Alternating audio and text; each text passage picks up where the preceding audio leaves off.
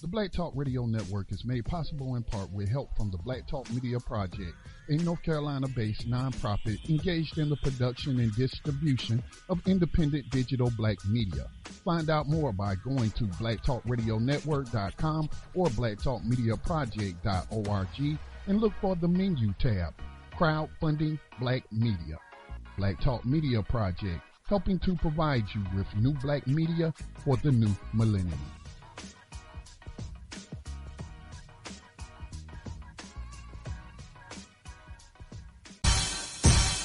Rise up, rise up, rise up, rise up, rise up, rise up, rise up, rise up, rise up, rise up. Showtime. Just lift your eyes up, let your wise rise up. See the signs of the times. If it's time, rise up, rise up. When death and hell dwell among all God's people, when those we chose and trusted have become completely corrupted and inherently evil, when the feast that feeds you starves our father's children, when snuff, porn, and pedo forms begin to get top billing, rise up. When famine claims millions, when justice gives blind eyes to billions, when the Lord's anger is no longer feared, if his protection is gone and your enemies are near, if you've seen the seas spill over. Social activist, is spoken word poet, Black Parthas, with new abolitionist and actionist Johanna Elias and Black Talk Media Project founder Scotty. On this program, we discuss recent news on legalized 21st century slavery and human trafficking, along with projects and people who help combat it. Today is May 4th, 2016. On tonight's broadcast, I'm going to begin a different approach. For the past near 5 years, I've acted as a reporter or journalist disseminating information here on New Abolitionist Radio, and I have repeatedly clarified that I am neither of those. But it was and still is necessary that we show you the proof, the evidence, the testimony, the stories, and the studies. We'll continue that necessary task for the time being, but personally, and I can only speak for me, I'll be spending more time talking about the players, the architects, and endgame strategies of modern slavery. I believe most of our listeners and the people of the world in general are more acutely aware of this particular topic than media gives them credit for having. There are far fewer truly ignorant people today than there were in June of 2011 when I joined this program at the request of Brother Scotty Reed. Over the years, we have witnessed a clear shift in perspective which left the mainstream media struggling and failing miserably to manage a counter-narrative. With no little assistance from our end, a great number of informed people are making and have made their choices about our criminal justice system. Again, I didn't come here to be a reporter. I came because I thought it would help end slavery and set my people free.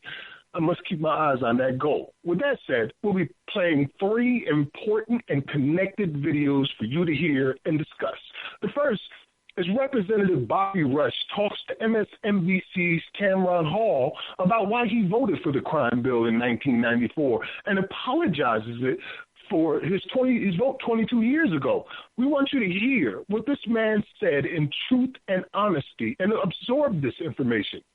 Bobby Lee Rush is the U.S. Representative for Illinois' 1st Congressional District, serving in Congress for more than 2 decades. He was first elected in 1992 and took office in 1993. He's since won consecutive re-elections. Second, we'll be playing a clip of New York Police Department officers in a candid interview in I-Team 4's expose on ticket quotas and predatory policing in New York City and nationwide. Again, let's hear what the people who do these things every single day think, and then break down what we heard.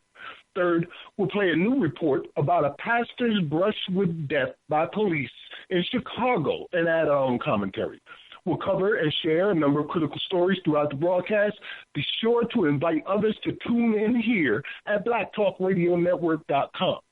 If you have war stories from the field, we want you to call in and give us updates, especially regarding the upcoming National Prison Labor Strike and the current Alabama prison labor strikes. We want to hear about any divestment efforts also. So please call us at 641-715-3660. The access code is 549-032-pound. A rider of the 21st Century Underground Railroad is 81-year-old Paul Gatling, exonerated for murder after 52 years of being unjustly imprisoned and maintaining his innocence all along. Our abolitionist in profile is Owen Brown, son of famed abolitionist John Brown. Owen fought with his father in Kansas and participated in John Brown's raid on Harper's Ferry in 1859, escaping capture and then later serving as an officer in the Union Army in the American Civil War. Expect all of that and more tonight on New Abolitionist Radio. Once again, I'm Max Parthas. What's happening, Brother Scotty? Peace to you, Brother Max. Ooh, man, it's some exciting times going on right now. Just consistently, week after week, and in our position, we get to see these patterns unfold, you know? So it's been a very volatile time. I mean, it is exciting and volatile, as you say, as we have witnessed personally and documented over the past 5 years, as you hinted at, the existence of the program, the digital radio program, New Abolitionist Radio, but the change in the corporate media narrative. I mean, it takes a whole lot to do something that some people will say, well, that's simple to do. No. That's not simple to do, to get the mainstream media to change its narrative and stop censoring people when they call it modern day slavery. Some of it, it was out of their control, like the young black woman who was an abolitionist who asked Hillary Clinton, about mass incarceration, but then told her, and some people are even calling it modern slavery. We've seen articles calling it modern slavery, pointing out the 13th Amendment exception clause, saying slavery was never abolished. These are attorneys, and not just any attorney off the street we done pulled out of a public defender's office or something. No, these are attorneys who have won awards. Of course, we've interviewed Nakima Levy-Pounds, Attorney of the Year out of that's Minnesota, state of Minnesota, leads the NAACP up there, also collaborating with Black Lives Matter there. She's come on this program, called it modern day slavery. 13th Amendment did not abolish slavery. So, Max, that is exciting. Just that alone. Imagine, man, what we would have to do if we actually got the exception clause removed from the 13th Amendment. Man, I remember you was up to my house and, that big old field behind the house, and you were saying, let's have a Woodstock or something like that. That's what we would have to do in celebration. It would be Jubilee for real. Yeah, it would be. It's actually something we can see. It's like in our sight, like they say about the presidential elections. Mathematically, we can project a victory. It can come into play. And I think the ball is rolling now, and people know they're just not as stupid as mainstream is trying to portray them as. Maybe the people that they parade in front of us on cameras might be pretending to be stupid, but I'm pretty sure most of America has been presented with this information and made up their mind about how they feel about it. Just the examples are everywhere to see. So kudos to everybody out there who has participated in this effort to change the narrative to truth. Most certainly. Have you heard from Brother Yohanan? I just checked the board. He's not in yet. As we know, he makes his way from work, and he had no control over the schedule he has. So he'll be joining us shortly. Yeah, I haven't heard from him since last night. We had a little conversation last night and a couple times during the week, keeping up to date on what's going on. One of the reasons why I decided that I'm going to start changing how I'm approaching this now. We need to recognize our stages. Max, I beg to differ with you. You say you tell people you're not a journalist and anything like that.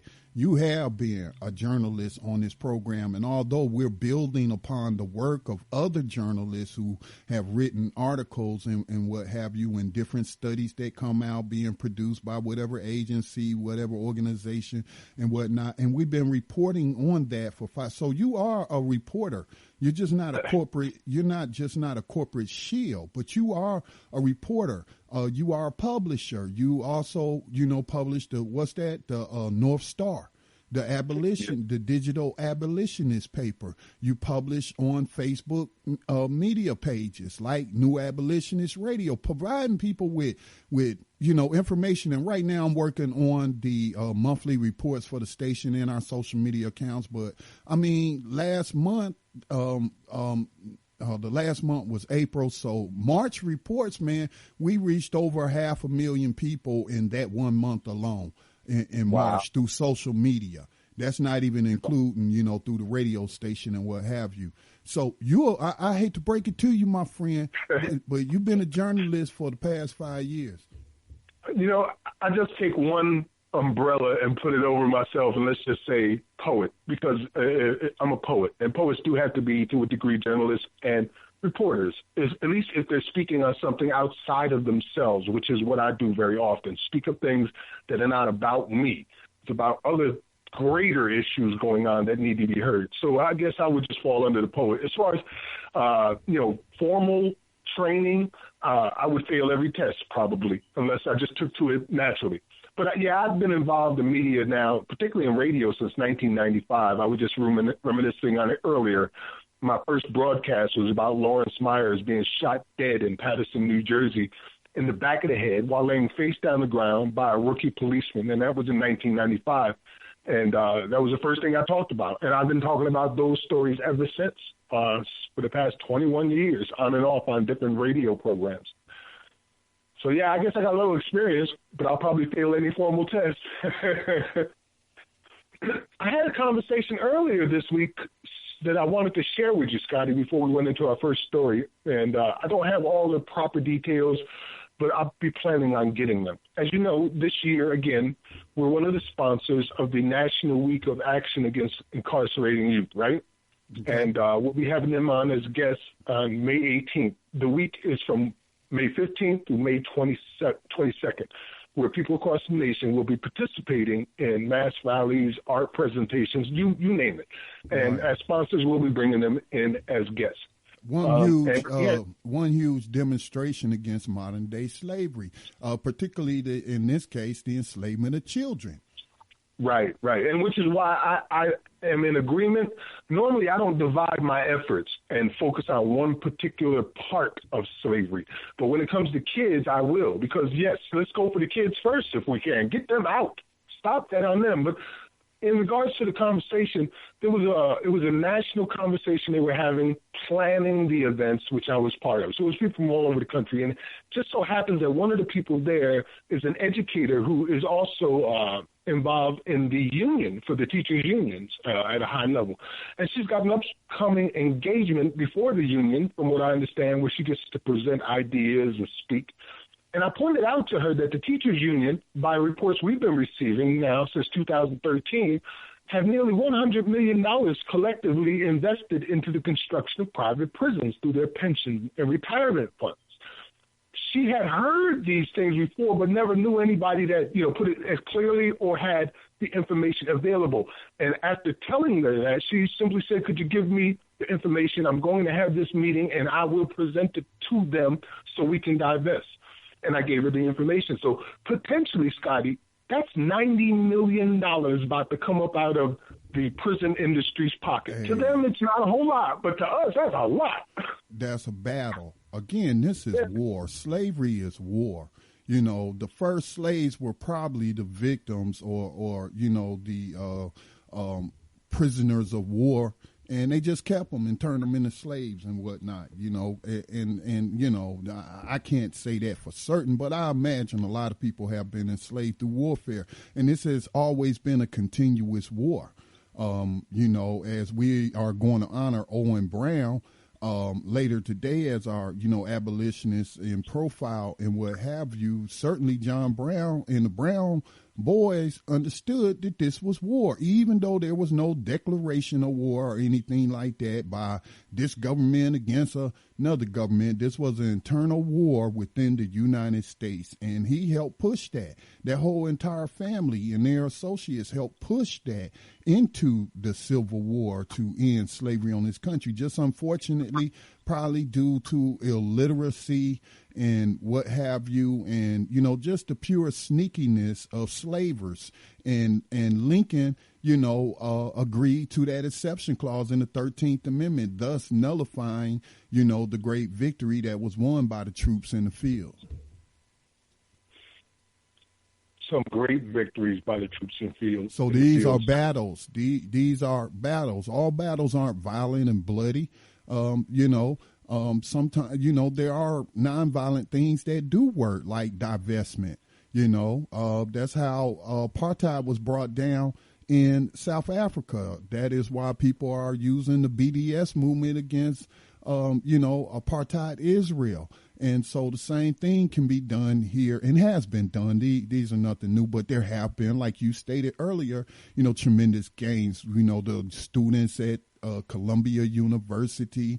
Now I believe there's an ongoing campaign to get the University of Houston to divest from private prison stock. So all of those are battles on different levels. Those students at Columbia were in a battle against the administrators and the trustees, and they won. And so we didn't win the war, but you got to win battles before you can declare victory in the war.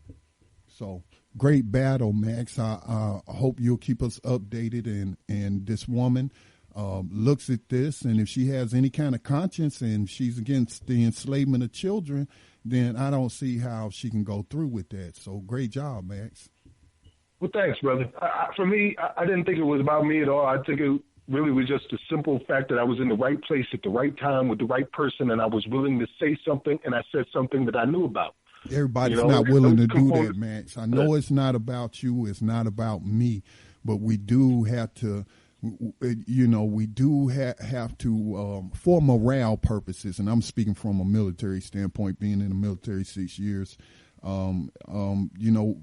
camaraderie. We have to congratulate each other. There's nothing wrong with saying good job. Somebody has to actually do the work. How many people wouldn't do that, Max? Had that opportunity, and perhaps because of fear, because of shyness, whatever, wouldn't speak up, and then provide that person with the information and then have the opportunity to affect change in such no small way. Indeed, Scotty. As a matter of fact, we take this so seriously, and there's other people that take it very seriously. We see it for what it really is. And recently, another gentleman saw it for what it really is. That's Representative Bobby Rush. Bobby Rush made an apology for his 1994 vote on the crime bill. And I think at this point in time, like everybody else, after seeing what's unfolded in the past 22 years, you can see the distinct difference between then and now, and how much damage has been wrought with no success to show for it whatsoever. $1 trillion spent on fighting drugs, so many lives and communities destroyed and decimated, futures just cut short, and predominantly upon people of African-American descent or Hispanic descent or Native American descent or any minorities that are non-white. So we've seen these things unfold, and he understands and takes it very seriously, and he made an apology. We would like you to hear what this congressman actually said and how he feels, and maybe we can talk about it afterwards. Do you have that video available? It's loading up as we speak, and I have to say, unless he just said it again, I remember reporting on this a couple of weeks ago, but it's well worth hearing again and asking these questions, because then he's turning around and endorsing, one of the champions of that bill. So, I mean, what's the apology worth then? Right. So I'm just waiting on it to start. As you know, sometimes these things take a while. They want to upload ads. All right, so we're going to wait for that to continue to play. But he got deep with it now. But at least he sees the seriousness of it and understands the overall effects. I have no doubt in the sincerity at the moment, because I saw it live when he gave it.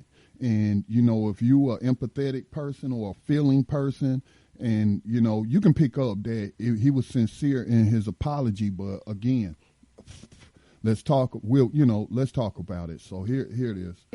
Start out with this. I am ashamed of my vote. I sincerely apologize to my God, I apologize to my community, to my family. That was the worst vote, as I look back over the years, that I've taken since I've been in the Congress. It was a vote that really was accompanied with a lot of hope that we will finally be able to deal with not only the issue of crime in our community, devastating crime, but that we will also be able to do those things and have those programs and policies to deal with the other kinds of issues, the other problems in our community. And what happened with the crime bill and its implementation was that there was too much of a focus, too many resources on locking them up, but no resources on love and compassion. And as a result, we have devastated our communities, devastated our families, devastated our futures. And you can compare what happened with the crime bill and with the reaction. Well, let me just say this. Crack cocaine and the crime bill were the two worst issues, problems, catastrophes that the black community has suffered through in the last 50 years. I absolutely apologize for voting for that bill. I repudiate not the spirit, but the details of that bill. We have not accomplished anything other than further destruction of our communities.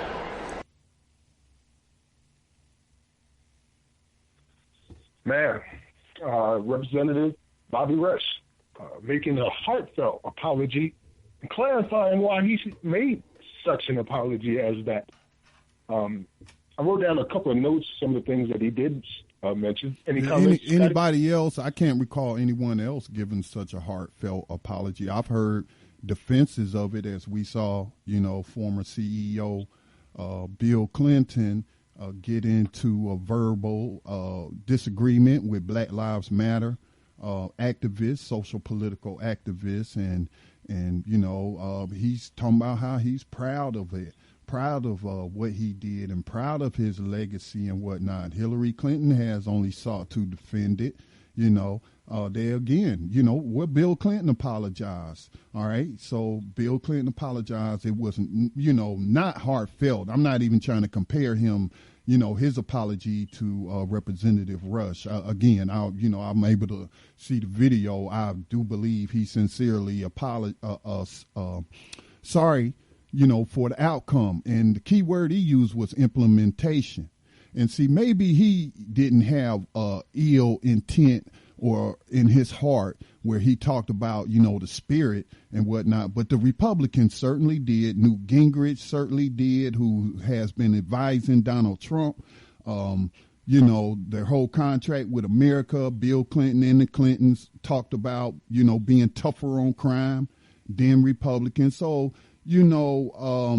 I've heard no apologies from anyone else but Bobby Rush. No one else that was involved in that voted for that piece of legislation, and he's right. But at the same time, where I think the Congressional Black Caucus see behind closed doors while they were negotiating with the Clinton administration to, provide these votes to pass this legislation in Congress so he can sign it into law.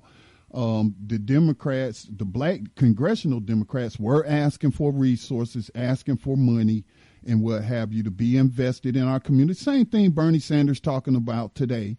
So we can have jobs, invest in education and all of that, and they absolutely did not get it. nothing. So they voted, they made a political deal with the Clinton administration and Republicans to vote for this bill, and then no other bills, for the backroom deal to provide resources to these impoverished communities was followed through on. Okay, so he should be sorry, but there's a whole lot of other people that should be sorry that aren't sorry. And, I'm afraid they're trying to expand it even. So, it takes a big person, to admit when they're wrong and an issue of apology. I mean, he came out, I apologize to my God. I knew he was serious then. I apologize to my God and then my family and my community. So, yeah. I know how he feels because, as I've said here on this program before, I feel personally responsible for helping Reagan. By voting for him. I take that very seriously. I feel like this is the thing that could stop me from my journey on to the next good level. You know what I mean? And he should have mentioned Reagan. Against my soul. He should have mentioned to my own people. He should. And I'd like to share some. As I said, I took some notes on what he said. Yeah, before you do though, Max, let me just say this. Let me say this. You brought up Reagan because I meant to point this out.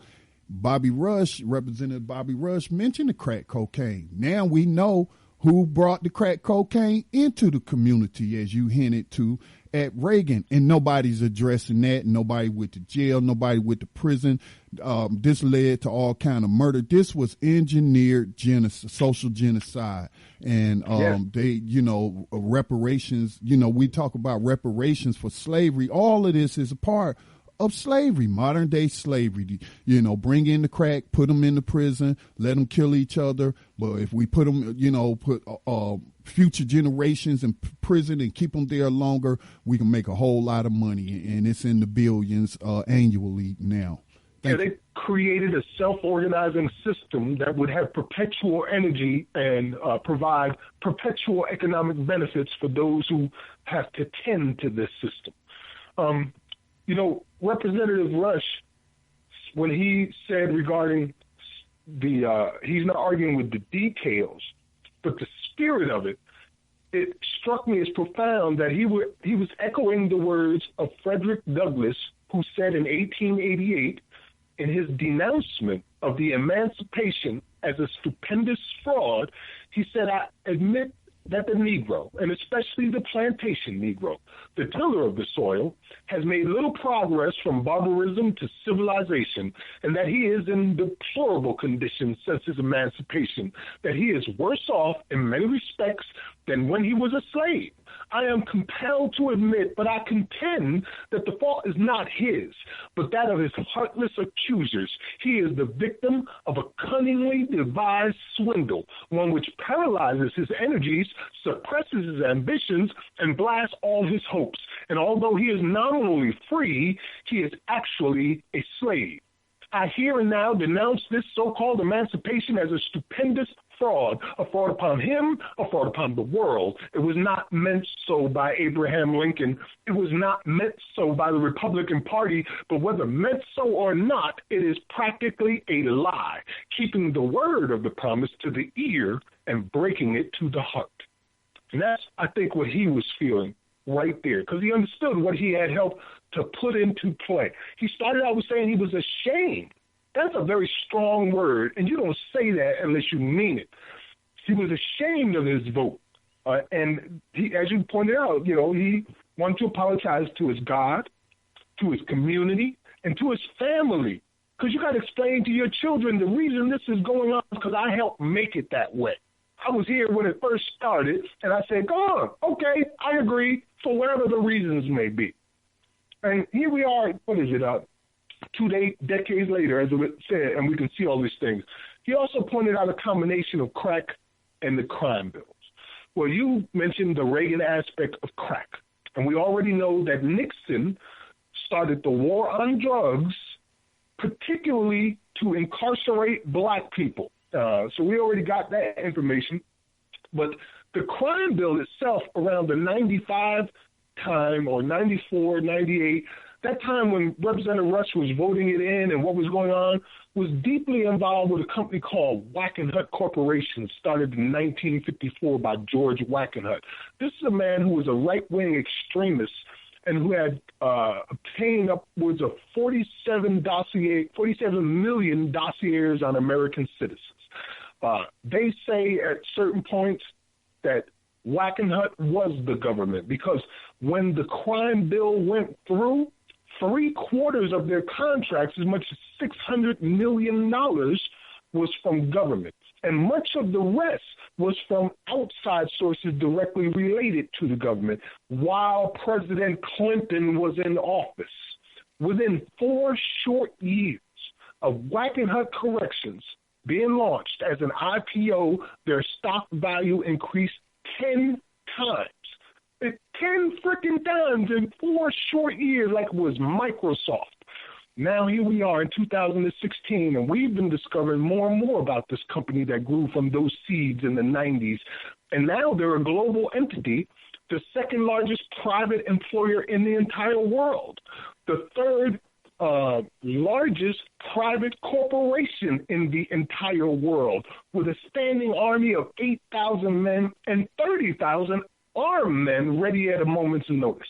Global, with contracts with entire nations like Australia. All of this comes from that initial conditions in the 90s when he was voting for that crime bill, which would launch the GEO Group.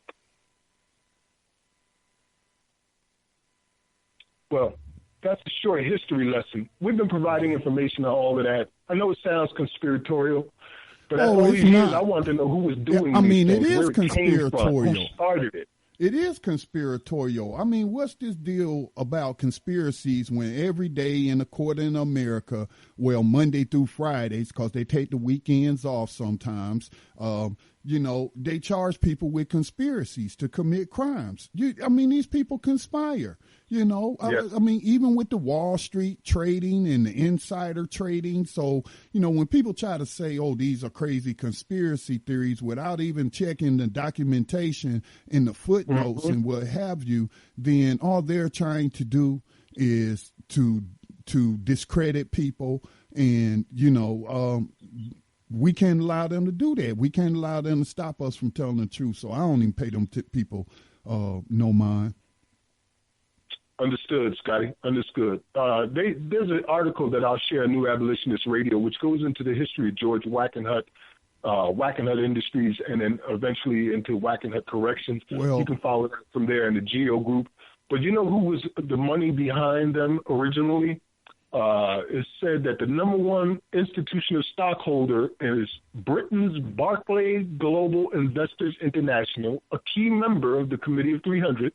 Other stockholders as of 2001 were Zurich Shooter, Goldman Sachs, Merrill Lynch, and Deutsche Bank Trust. See, that's why I want to know why Goldman Sachs and other, not just them, but other financial institutions paid Hillary Clinton so much money, and why did she force everyone in the room to sign a confidentiality agreement? Come on, y'all. I mean, let's not play stupid here. But, Max, we are overdue for our first break, and still watching the board. Johanna hasn't joined us yet, but we do welcome the listeners in this new format that Max announced to chime in and give us your calls, give us your reports. And the telephone number is 641-715-3660. The participant code is 549-032#. Hit *6 and 1 to comment on air. All right, Scotty, we're about to go to break. When we come back, we're going to listen to some New York City Police Department officers telling you in utter detail and straight to your face what it is they were doing. You're listening to New Abolitionist Radio. We'll be right back after these messages. Make Black Talk Radio your choice for digital black radio. New Black News. This is Ron Hayes with Hood News, and you're listening to the Black Talk Radio Network. Stay tuned.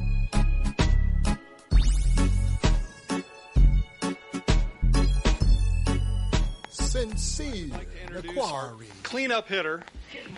And that's a gentleman who has been around progressive circles for many years. He's been an activist for more years than as many years as many of us have been alive, more years than some of us have been alive. The most remarkable thing to me that I know that this gentleman has done was he introduced to the television audience for the first time the Zapruder film regarding the Kennedy assassination on a Dick Cavett talk show, and we'll have to ask him when that was, many, many years ago. But anyway, the person I'm going to introduce is going to entertain us here for a few minutes. His name is Dick Gregory.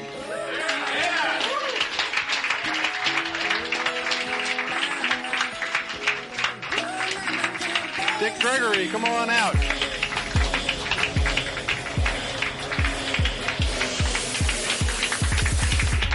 I trick y'all. Y'all looking at me come from the back. I came from the front.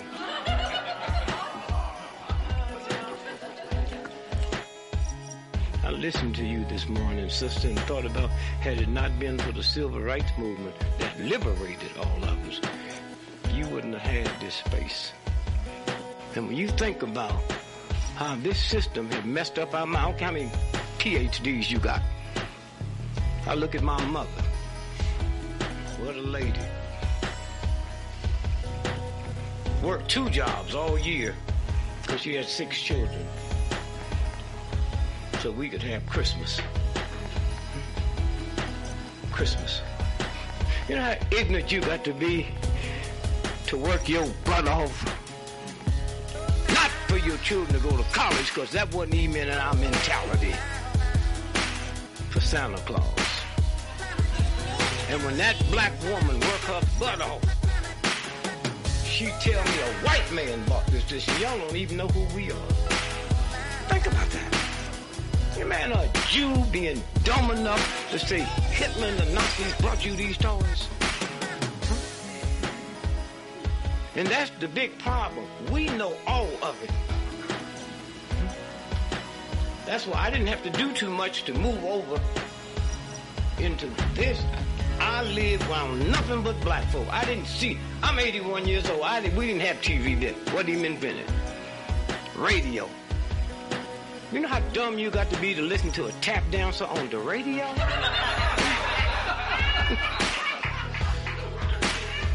So if I'm not around white folks, and the only white folks I see in the movie, I didn't know it was no dumb white folks till I went to white college.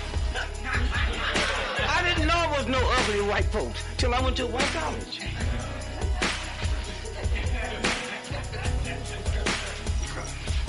I got to college and called my mother, Mom, I wish you was here. I saw an ugly white dude today. She said, son, have you started that drinking?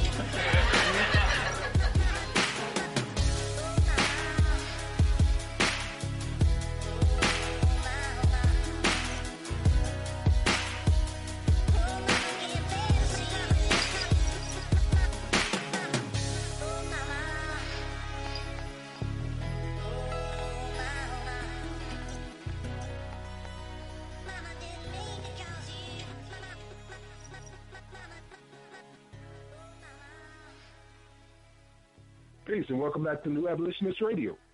Scotty, are we on? Yes, sir.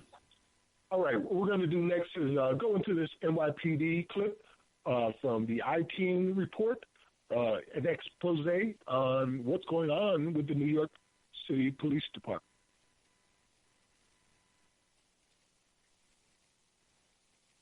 We've been trying to keep you up to date on this particular story to show you, one of the biggest cities and most prosperous cities in the entire country is really a microcosm for what's happening across the rest of America. Yeah, I'm still looking for that clip, Max. Yeah, I understand. That's why I'm running my mouth to keep the air going. Is it in the group, or did you post it to New Abolitionist Radio? We got a lot in the group.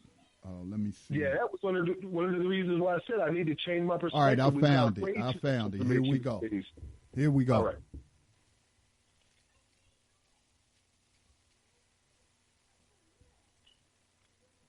Find something. You might not see nothing. You're supposed to be visible. You might not see anything, but you go hunting, like bounty hunting for an arrest, locking up some old guy, some homeless guy, finding somebody who's riding a bicycle on the sidewalk, who's spitting, and you bring him in. The problem is when you go hunting, when you put any type of numbers on a police officer to perform, we are going to go to the most vulnerable. The most vulnerable? Of course. We're going to go to LGBT community. We're going to go to the black community. We're going to go to those people that have no vote, that have no power.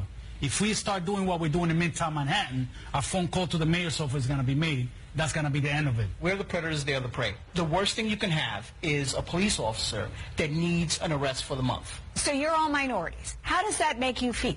It's horrible. This is something coming from the top that trickles its way down, and this is why we're all here today.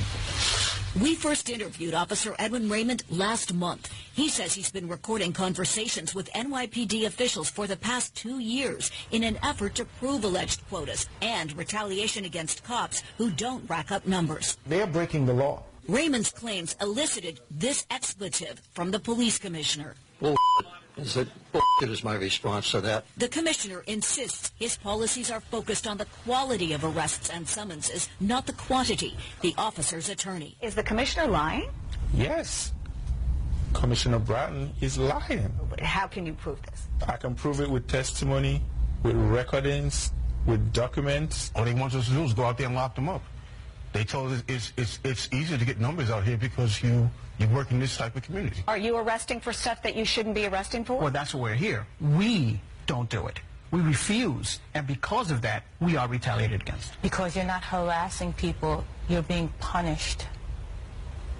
You know? And it doesn't make for a great work environment because they want you to harass people. The lawsuit claims minority officers are punished more severely than white cops for failing to meet quotas. The city denies it. And the community are suffering the most. Because? Because the pressure, because the quota. Because the police department is like a whore pretending to be a lady. That's what they are. Are you worried?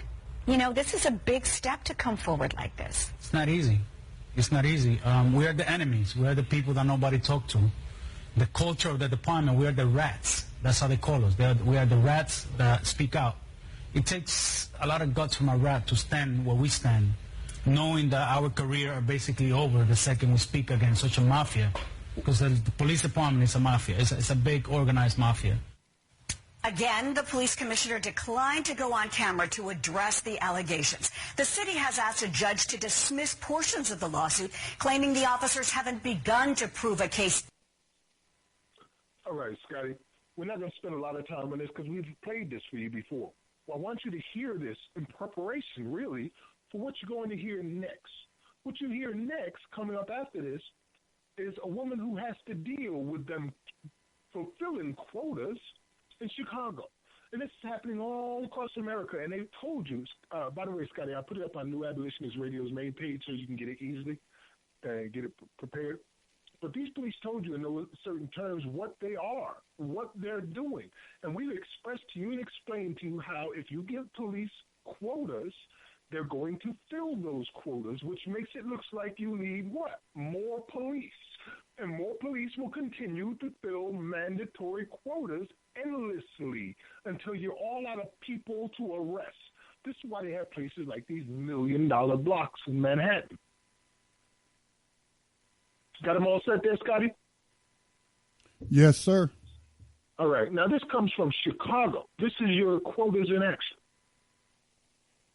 This is dash cam video of a Chicago reverend in the middle of a terrifying encounter with police. She was in the car with her 2 small children. Our CBS 2 investigator Dave Savini obtained the video and talked with her about how this escalated into a guns-drawn situation. Raise your hand and say, Lord Jesus. Reverend Catherine Brown found herself in a violent struggle with Chicago police in 2013. Caught on police cameras, that's her being dragged from her car. And this is the alley you've gone down hundreds of times. 41 years. It all started when this squad car, dashboard camera on, was speeding towards her. No lights or sirens. It's a blessing that I did blow my horn. You think that squad car might have crashed into you? Yes. Brown says this officer, Michelle Morsi Murphy, and Jose Lopez were blocking her driveway. The lady officer jumps out of the car and say, move that car back. It startled me. I'm like, he reached for my license. The other officer takes the gun and pointed at the front of my head. So Brown called 911 repeatedly. I need the police and the lieutenant to come out. Her 2 children, including a 1-year-old, screaming. You were worried for your life? Georgia Brown was 8. What did you think might happen? They might shoot us and kill us. Instead of waiting for a supervisor, Brown says the cops forced her door open. Terrified, she drove backwards out of the alley, hoping neighbors might help.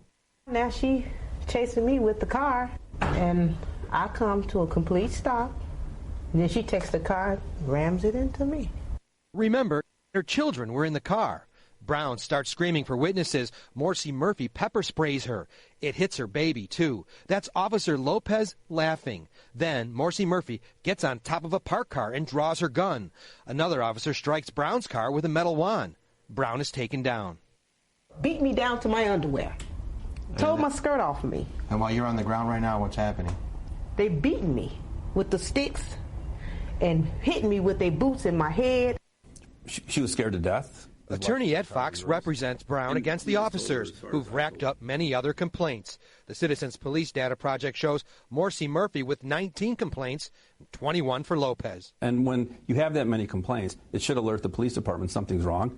I got treated like an animal.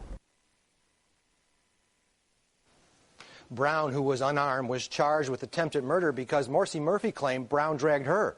Brown was found not guilty but was convicted of reckless conduct, a misdemeanor, she says, for driving in reverse. She's appealing that. Chicago police say they can't comment because of the lawsuit, but they take excessive force allegations very seriously. A combined 40 complaints against these officers. She was just going out to get diapers. And at this point, are those officers in their same positions? We're not being told whether they're on the street or on desk duty right now. All right, Dave, keep us updated on that. Well, there you have it, man. Those 2 back to back. What they telling you they're doing, and then hearing it actually being done. The results of such things like that. One of the things, and there was many, that struck me as upsetting was the fact, and I've seen the video, and you can see it on New Abolitionist Radio right now, is when the police woman was spraying her and her children with mace and laughing. Now, it's so casual that it's funny to her. But at the same time, within seconds, they're pulling out their guns and taking assault stances on their cars against this woman and her 2 infant children. Reminds me of Miriam Carey's story out in D.C., where she was shot with her little baby in the back of the car. Nonetheless, that shows you, to them, they don't even see this as a serious issue. She's giggling. And it was a power trip from the very start. They think they are freaking God.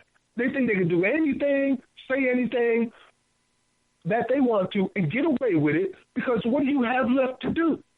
The woman had 40 freaking charges put against her by these police, 19 and 21.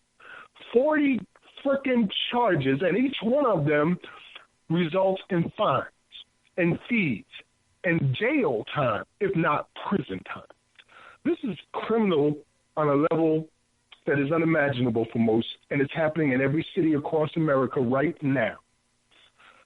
Scotty? Well, we know it's a culture of corruption up there. I mean, nothing should surprise anyone that these officers had so many complaints against them. One, I think they said 20-something or 30-something, the other one 40-something, and a combined 70-something complaints in that same neighborhood in a citizen-kept database. And so, I mean, this should not be surprising to anyone. This type of behavior, and worse, has been going on for hundreds of years, in fact. I don't say that as an exaggeration. The first police department was created in the 1600s to enforce white supremacist slave codes on the book, whether you was a free person of African descent or an enslaved person of African descent. They were allowed to just commit all types of a manner of terrorism, barbarism, all kind of rape, robbery, And so it shouldn't surprise anyone that we see this today. You know, Daniel Holesclaw, how many women did he prey upon out there in Oklahoma City? You know, 20-something rapes he was accused of, or perhaps even more. How many didn't even come forward? I mean, this goes on often. You know, that is why we got so many political prisoners, because people got sick and tired of it, you know, like the Black Panther Party and other formations. And then people talk about, oh, they were anti-police. It's easy to be anti-police if you acknowledge the evil that they do and have done since their inception in this country. It is nothing but modern day slave catching. And it's just, you know, I'm not going to say I don't know what it's going to take to bring modern day slavery to an end. I'm pretty sure it might require some bloodshed, but you know, for the purposes of this radio program, I'm gonna leave it there. You know, this is where cognitive dissonance, doublethink comes into play. You had a dozen different officers sitting there admitting to this circumstance from one city, just representing one city, not one person, not two persons, not three, but like a dozen of them sitting there telling you exactly what is going on in these departments. And they represent a larger group of people who were not willing to come up, but can testify in affirmation of everything that they were saying. So you got that there in your face, the people who are doing it, telling you what they're doing to you, and you want to deny that. And then the commissioner, his official reply is bullshit. That's literally, that is the word. Bullshit is what he called it. This is the commissioner of New York. Won't even look any further into it. Now, if that is not just brushing aside something that is costing people lives, and property, and wealth, and health, and everything you can imagine, like it doesn't matter. If that's not a case of Black lives don't matter, I don't know what is, because most of the people being affected, as the police pointed out to you, was people like this woman in Chicago. Black woman in Chicago, working as a pastor, I don't know what she say, 20-something years, driving back and forth, and then boom, her number gets called, and she almost loses her life along with her other two children. So for us to even allow the commissioner to stand there and say that is really a testament to what we're letting people get away with.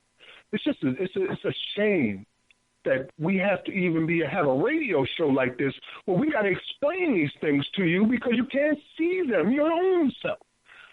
And I understand that is because of a cover-up that has been going on for quite some time. I was about to say that, man. Yeah, I was about to say that, you know, it's easy because of when you got 5 or 6 corporations controlling 95% of the world media, it's easy for them to hide these things. And so, you know, everybody, I understand where people come from when they say we're poor people, and a lot of people are so caught up in the rat race of life that they don't have time to seek these things out. Well, that's why, you know, we do New Abolitionist Radio for the past 5 years. That's why other people do the media that they do. We got people involved in the media, you know, in our group Move to Abolish 21st Century Slavery and our modern day abolitionists. And so we try to do that, make it easy for them. But, you know, we got to do more. Abolitionists in general got to do more to keep waking up more and more of the public, because, you know, ain't no sense of even even though we have changed the narrative over the past 5 years from something, as some people might say, simple. It's simple, but really it's not.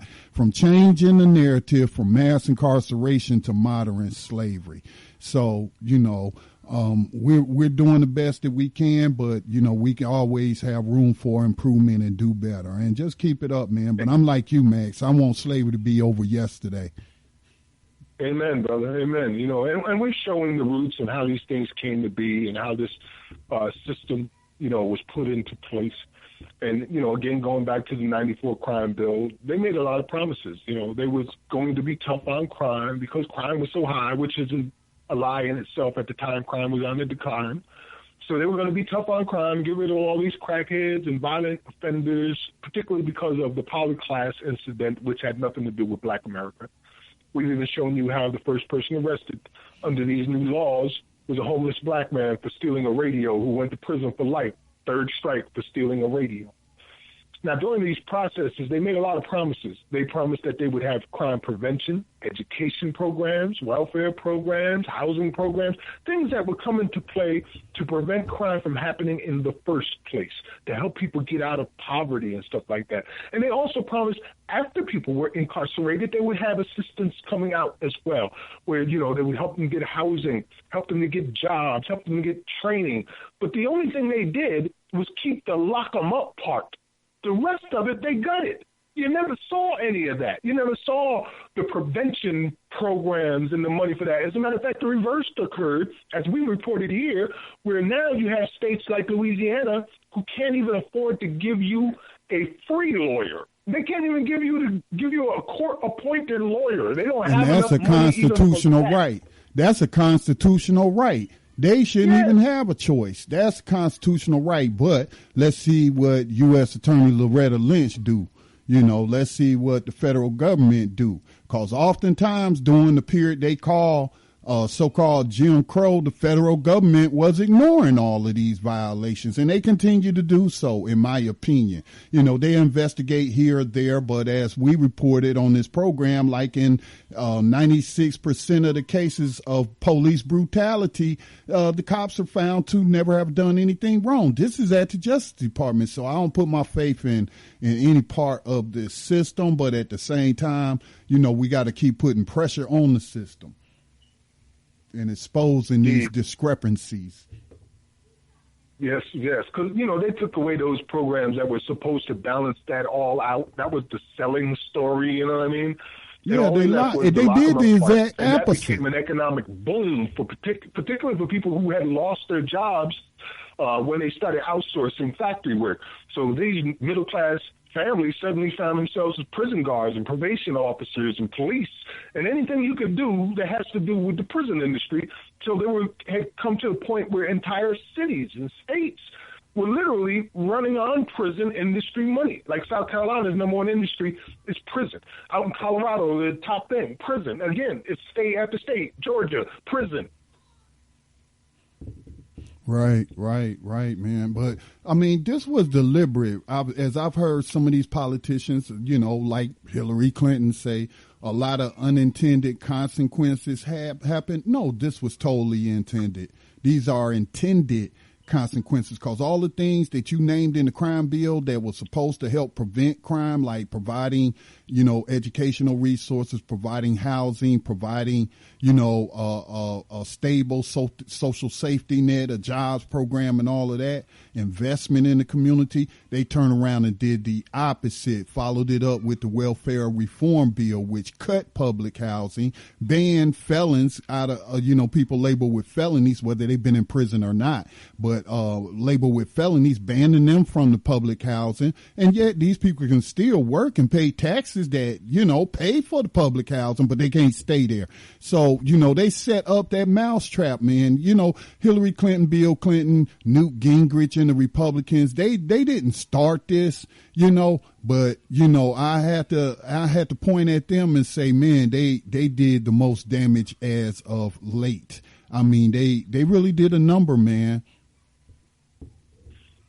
Terrible, and which is why Bobby Rush sincerely apologized, because over the past 22 years, he could see the results of it. Anybody would have a freaking mind and eyes to see can see the results of what occurred in that 22-year period.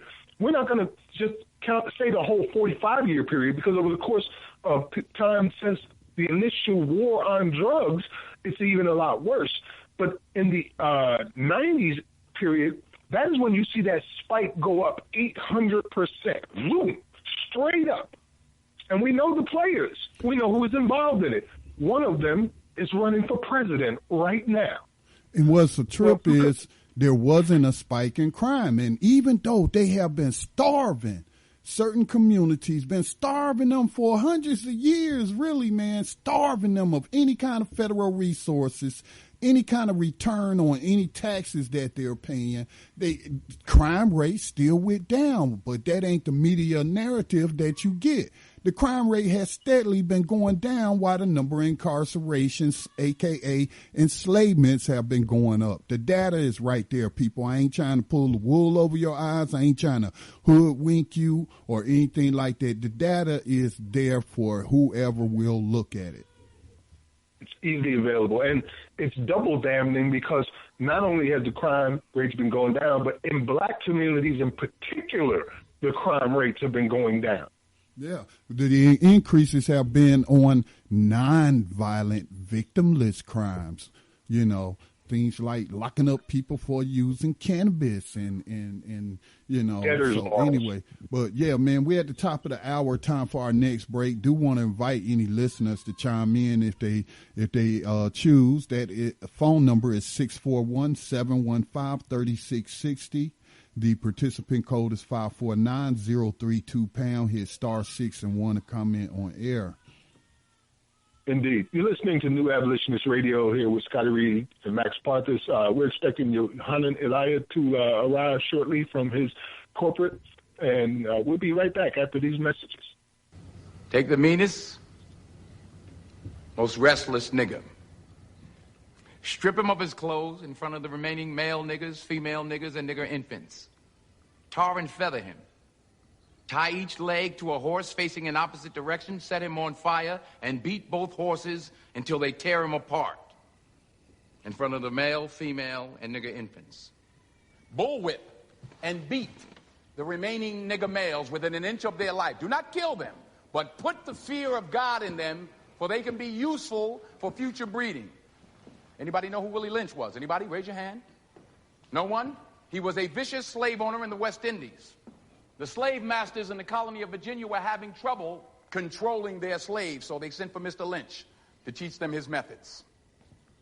The word lynching came from his last name. His methods were very simple, but they were diabolical. Keep the slave physically strong, but psychologically weak and dependent on the slave master. Keep the body, take the mind. I and every other professor on this campus are here to help you to find, take back, and keep your righteous mind. Because obviously you have lost it.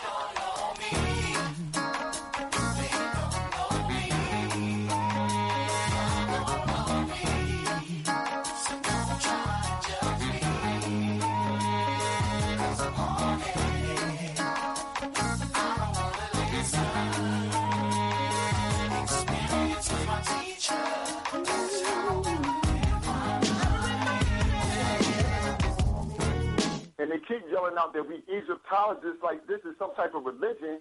We historians. I know I am, and I understand that I'm African first.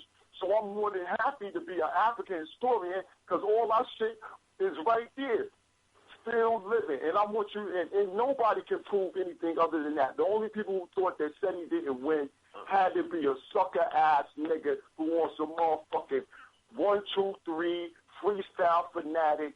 Freestyle Friday, Lions, Den, Loaded Lunch. You want to see some battle rap shit, because that's all the thing that happens. Let me deal with that. That's the problem. All of y'all niggas running around thinking y'all African. Y'all don't know nothing about no fucking African. I'm not no fucking African.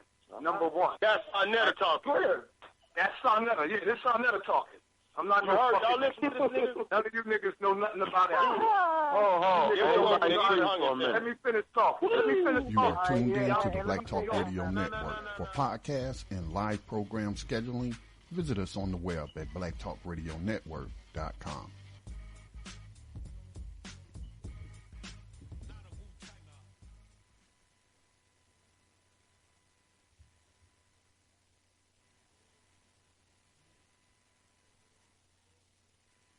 And we are back, Max. We're back.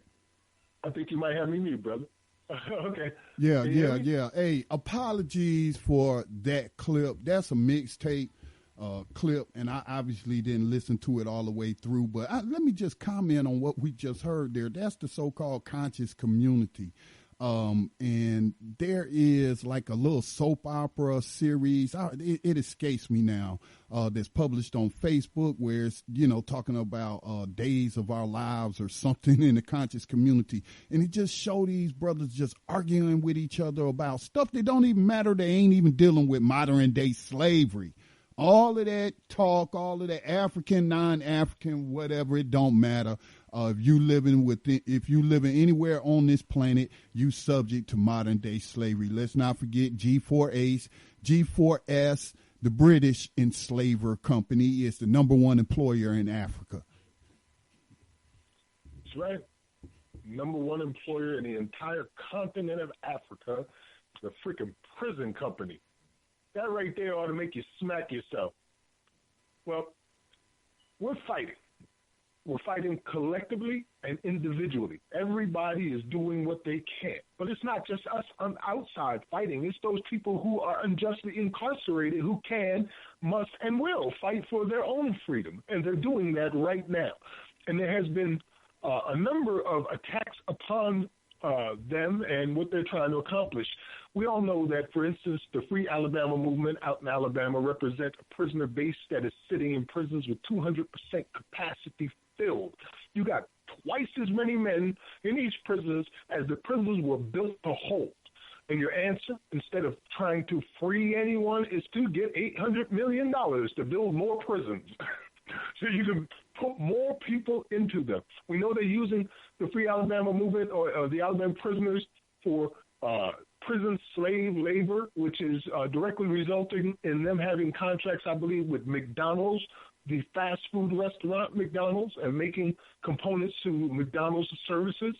And not only are they out there, as we have reported on this program, had several prison riots over their rights as human beings and the abuse they go through just in the past couple of months, but they've also organized several strikes, work stoppages strikes, where the prisoners are no longer doing your damn labor at all. And the media is fighting against that. It's even spread now, the efforts and the fights to build a national prison labor strike to the point where September 9th, all prisons across America are being asked to stop working. All prisoners in every prison and jail across this whole country is being asked to stop working on September 9th. You don't make no more little perfume bottle tops. You don't make no more Victoria's Secret. You don't sweep any floors, wash any dishes, cook any food. You don't fight any fires in California for $2 a day. You stop working and bring it to a standstill to show people what is going on here. Now, because of that effort, Facebook has gotten involved and started to delete prisoners' accounts because, it has been gotten out that Fan, for example, had accounts on Facebook, as well as other people who have accounts on Facebook, keeping them in communication with the outside world and allowing information to come in. And if you remember, Scotty, there was a clip we played not too long ago with the people who were helping to organize this, where the brother said the last thing they want is an educated and organized prison population. Right. It's the very last thing you want in any prison is prisoners who are in contact with each other and with the world, trying to make a change in their conditions right now. But so they also for September 9th. They also don't want these intelligence reports being posted online about the conditions and, videos and photographs of prisoners being beat, the conditions and what have you. I mean, I know people will say, this is prison. You ain't supposed to have cell phones and all this. That's contraband and all this. But look, we talking about slavery. All right. 70%, upwards of 70% of these people are in there for nonviolent so-called drug crimes. So therefore shouldn't even be there in the first place. They haven't harmed anyone else to be in prison. And so when, you do what you can by any means necessary, like Malcolm said, to expose this, to let the world know the conditions of your existence in America, in the so-called land of the free, home of the brave. which is really the land of the enslaved and a whole bunch of cowards. Yes, so, Facebook is working now with law enforcement to delete those Facebook accounts so that they can no longer have that outside connection. And also Texas prisons now have asserted their right to censor inmates' families on social medias. So they're reaching out to people's families now to be able to censor them in order to prevent all of this from occurring. Yeah, because they can't stop the prisoners from writing home. And if they write home and telling them about that stuff, and then their family members are posting it online and whatnot, they don't want this to happen because people might, start, like you said, communicating more about it, organizing and standing up against it, coming to the logical conclusion that this is not what justice looks like, and it, looks an awful lot like slavery. Oh, wow, it is slavery. This is the same efforts that the abolitionists had to make to get information into the South. It's pretty much the same thing. So the plantations are the prisons now, and that's the South all over the country. One of the other ways that we're trying to reach them now is with the New Jersey Decarcerator. We've got a newsletter working with Brother Bob out in the New Jersey Decarcerator called Decarcerate Garden State. And the information on the strike is in this newsletter, this paper. So if you could take that to one of the prisoners inside or pass it along to somebody, that would be a good idea. We have got to make a concentrated effort inside and out to bring attention to this as it deserves and to end it. So if you want to get copies of the New Jersey Decarcerator, you can go to Decarcerate the Garden State here on Facebook and just simply request some copies and take them with you when you go visiting and give them to them so they can see what's going on out here and what people are trying to do and others like them are trying to do to make a change. This is a non-violent movement. It's a non-violent action, and then we're trying to make something occur. Help us out with this. And if you're out in the field right now, you're listening in and you're involved in these prison strikes or helping to organize them or just passing the information or have some questions, please call in and share your information with us and by default with our audience who wants to know as well. And also the ongoing strikes, work stoppages, rebellions against slavery that's going on in the Texas prison, as I've been trying to keep up with that story. And those guys are being retaliated against. And there has been what they call a media blackout. No news of it on the national scale, very little of it on the international scale. But that rebellion has been going on for about a week or so now, isn't it, Max? Max, you there? Yes, sir, I'm here. Yeah, that Texas rebellion in the Texas prison systems, hasn't that been going on over a week? Yes, it has. That's one of the reasons why they're coming out with this prisons now can censor families and the information that they put out on social media. Okay. It's happening all across America. People want their freedom. They're like the people outside, they're starting to understand what they've gotten caught up in. They're starting to understand the difference between freedom and slavery. They're starting to understand that it's not their fault all the time that they're being hunted and treated like game and cattle that you can just go collect. You can't just go to somebody's community as a policeman like you in a Walmart shopping for people that you can put into these cells. And they're understanding that. They're coming to this awareness of what it is they're facing, and they're changing their mind. And when you start looking at this as a crime and the people committing it as criminals, well, as Scotty said, any means necessary.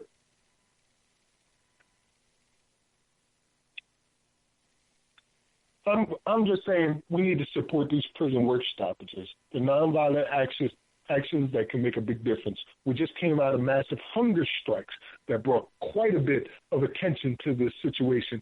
The hunger strikes out in, was it in New York and in also California? I mean, this sort of thing, these work stoppages, hunger strikes, all of this has been going on for the past 5 years that we've been doing New Abolitionist Radio.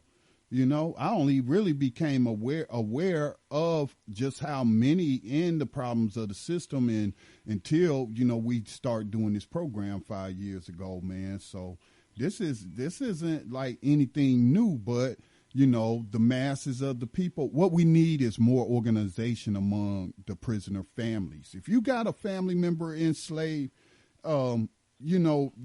right? Do you know how many other families are out there, and combined, just how many people you might be? So let's just say we got 2.5 million people in prison. Let's just say about 1 million of those shouldn't be there.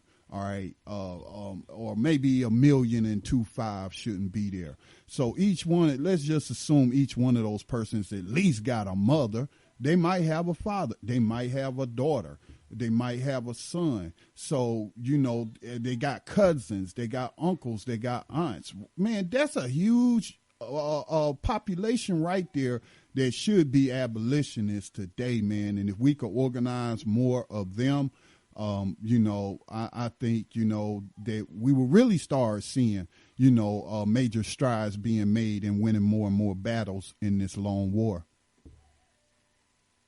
I think you're right on that, Scotty.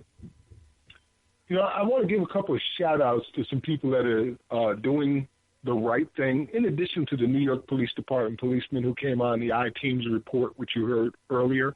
But there's a couple of other people who are going through some serious dramas. One in particular that I've been trying to tell you about is Judge Stevens, Ola Stevens, out in Kentucky, I believe it is. I'm trying to pull up his information now. We've been talking about what he's been going through for the past few months, which began by him speaking out against a white couple who was robbed by a black man, allegedly. I don't know if that case was proven or not. But in any case, at the end of the trial, I believe it was the wife said that her daughter is traumatized for life now against all black people because their house was robbed. And he chastised her for saying for something like that in such a way as she was presenting it. And then later on, he decided to stand up against all white juries. As a judge, he had gotten tired of seeing this in Kentucky. Black people being tried by 12 white people over and over and over again. And we know that is the history of America. So he spoke out about it and refused to preside over another trial with 12 white people judging a black person in Kentucky. And I believe it was one of the prosecutors, I think it is, but I'm not quite sure, decided to start a war with him. And now his career is in suspension. He's been suspended temporarily right now for standing up against this. One of the people being courageous enough to do so. And I just want you to be aware that he's going through these trials and tribulations because he stood up for the truth. I mean, who out there listening to us right now can say that 12 white people judging one black person in a state or county or community that has a decent black population is criminal in itself? Those are not 12 of your peers. Those are 12 of their peers.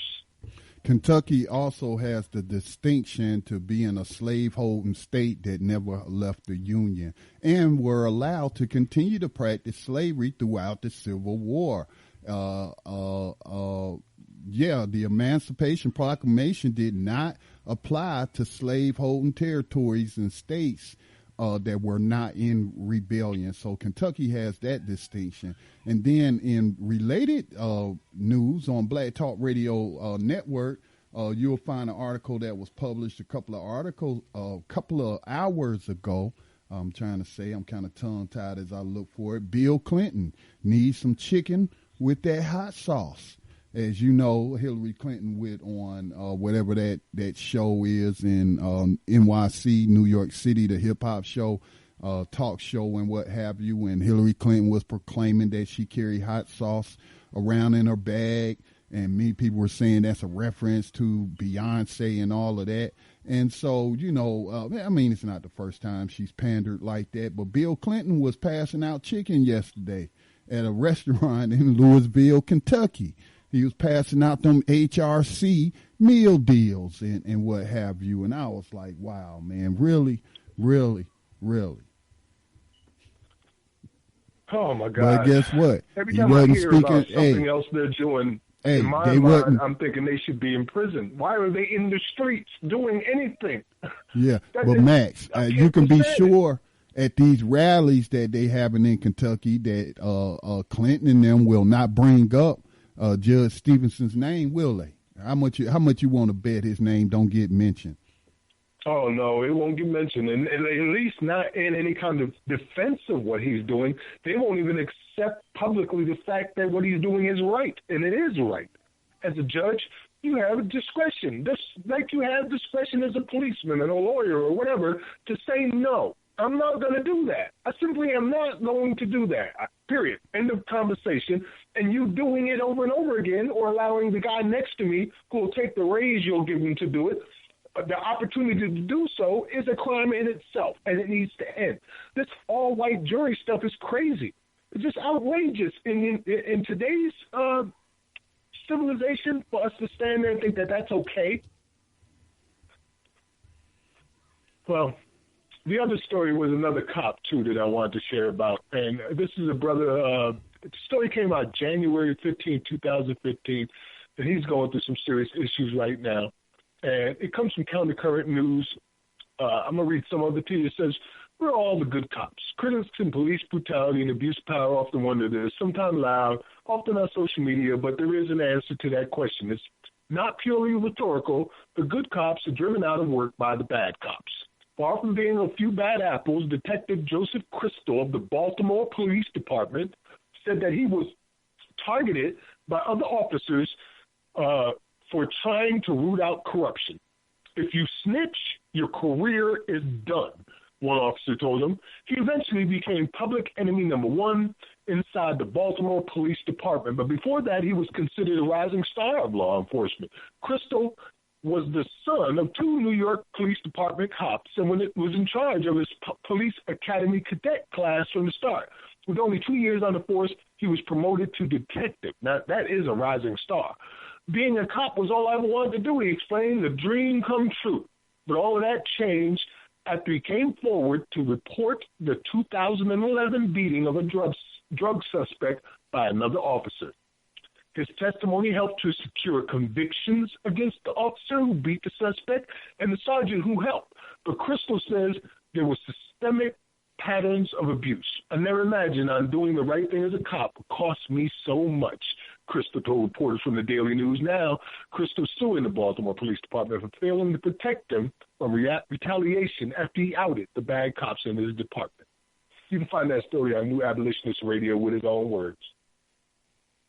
So shout out to you, brothers, for stepping up, changing your mind. I mean, there were so many good cops, as many stories as we hear about police brutality, terrorism, killings. We would hear stories about other cops like, this man stepping up and, filing complaints and then suing after they get terminated and what. But we don't, he's like, we might get 2 or 3 of these stories a year, if that many. So where are all these good cops at? They seem to be far few in between. So, it's like an oxymoron, a good slave catcher, when you think about it like that. Yeah, it's funny when you think about it, because that's what people are saying. The system is guilty as hell. The whole damn system is guilty as hell.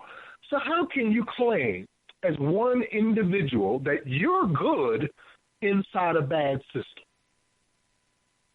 It just don't make no sense, does it? Right? So until you get your stuff together, you can't claim that. Until you get the system straightened out, you can't claim that. You quick to claim all the good things and how, that represents the police force and it represents the justice system and it represents, whatever it may be. But when the bad stuff happens, it's that one guy did it. I ain't got nothing to do with it. It was just him. We don't know nothing about it and we're going to root his ass out. That's what we're going to do.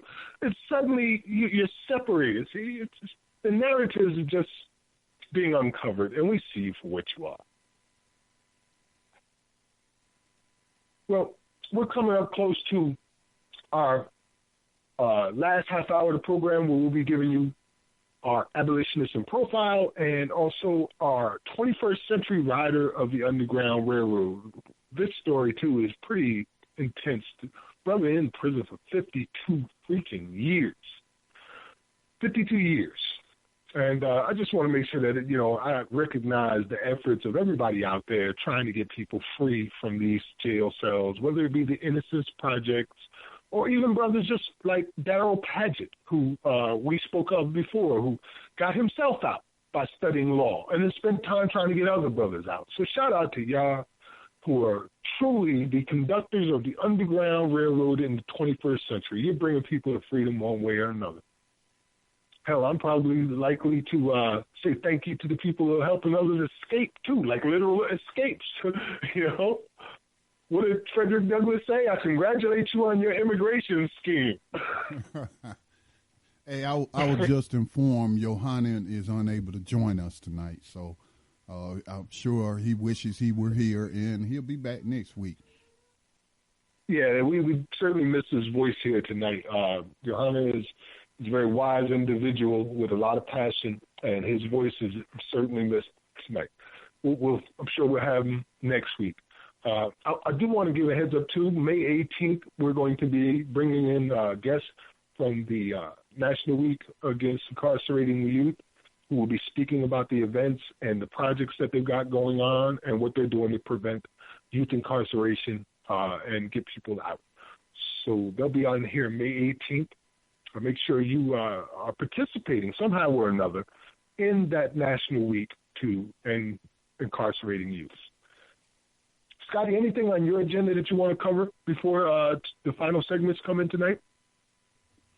Yeah, let me just take a quick stroll over to Political Prisoner Radio's Facebook page, which, you know, working diligently to get that weekly program back on the air after a months-long hiatus. But let me just see. I'm sure there are some things. Of course, most people know Tupac's mother, Afeni Shakur, was found dead in her home of presumed to be a heart attack at the age of 69.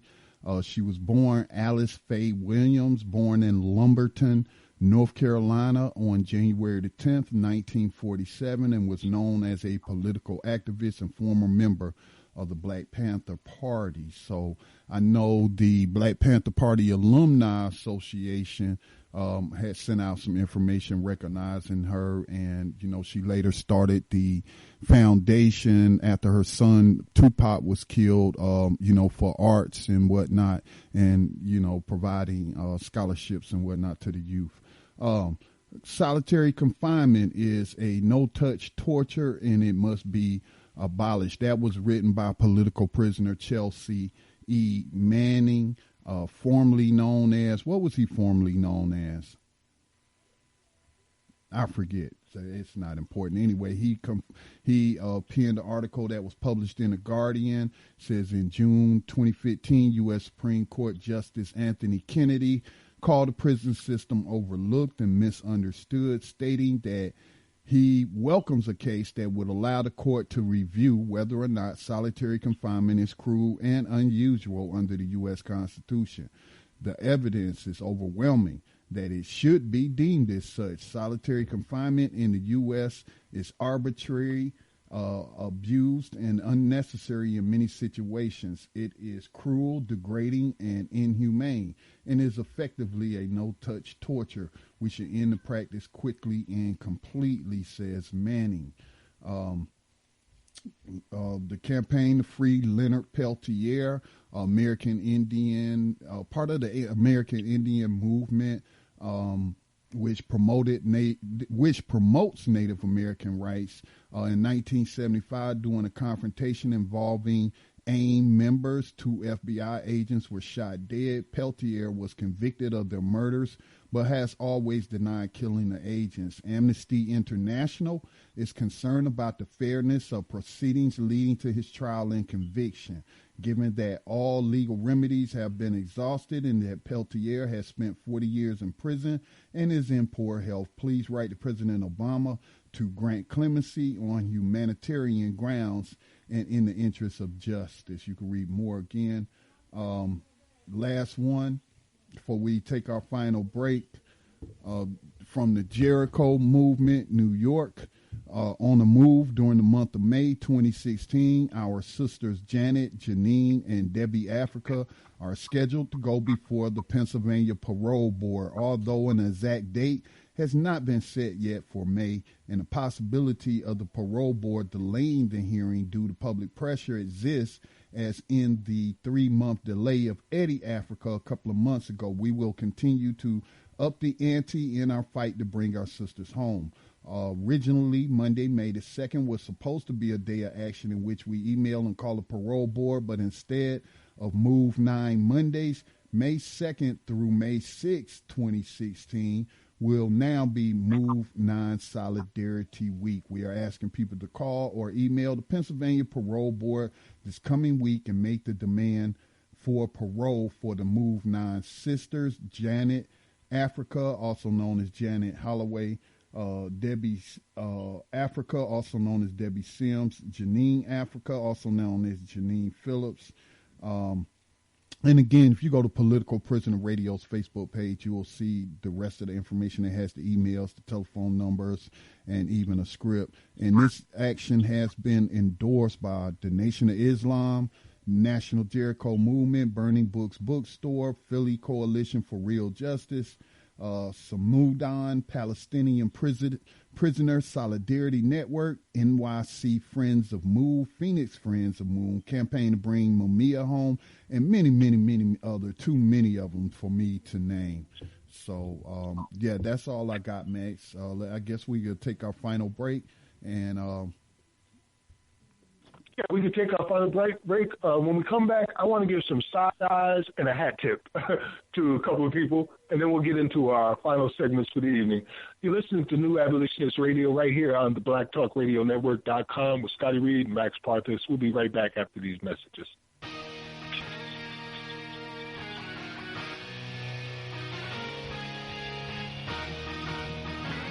I will not go down that way. I choose to fight back. I choose to rise, not fall. I choose to live, not die.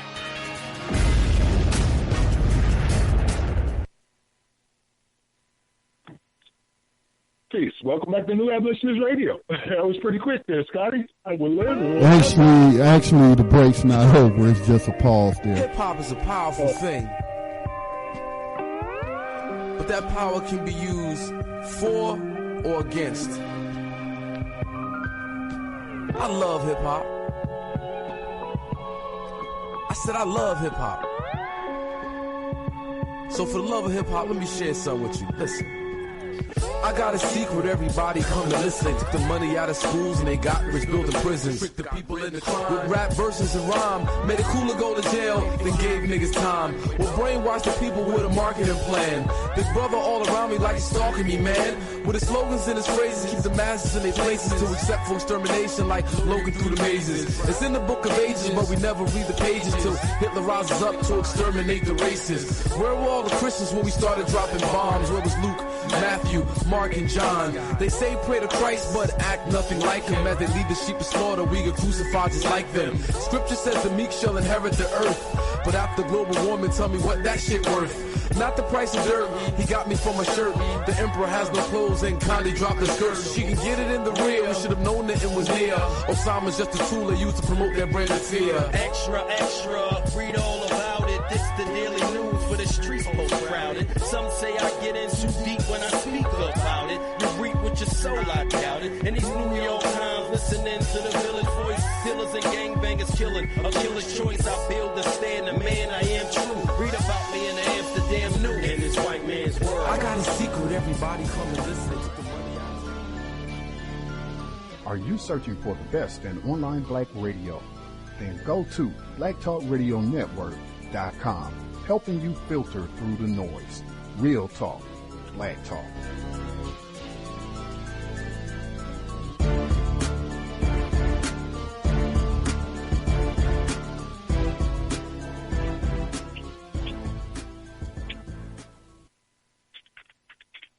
Peace and welcome back to New Abolitionist Radio. I said I want to give a side eyes and a hat tip. Well, it's to two different organizations. Let me break down what I mean. First of all, we got a couple of groups that are fighting to end prison construction in their cities. One would be in Kentucky, and it's a movement led by colorofchange.org. And the other, I believe, is out in Michigan. Both of these groups are fighting to prevent any new prisons from being built in their communities. And I want to give a hat tip to them. Keep up the good work. Keep them on the fence. Don't let them build these plantations in your communities anymore, regardless of what they promise as far as economic advantages. It's just not worth the cost in human lives and suffering. I wanted to give a side eye because the one from colorofchange.org has this advertisement that says, racial disparity in our criminal justice system is segregation by incarceration. And then it says living in toxic prisons is a death sentence. Now, I can agree with that second part, but racial disparity in our criminal justice system is not segregation by incarceration, and y'all need to stop making things up. You just need to stop. We got all these synonyms for slavery. Just come out and say slavery. For real, right? Pardon me? So I said for real, man. It ain't that hard.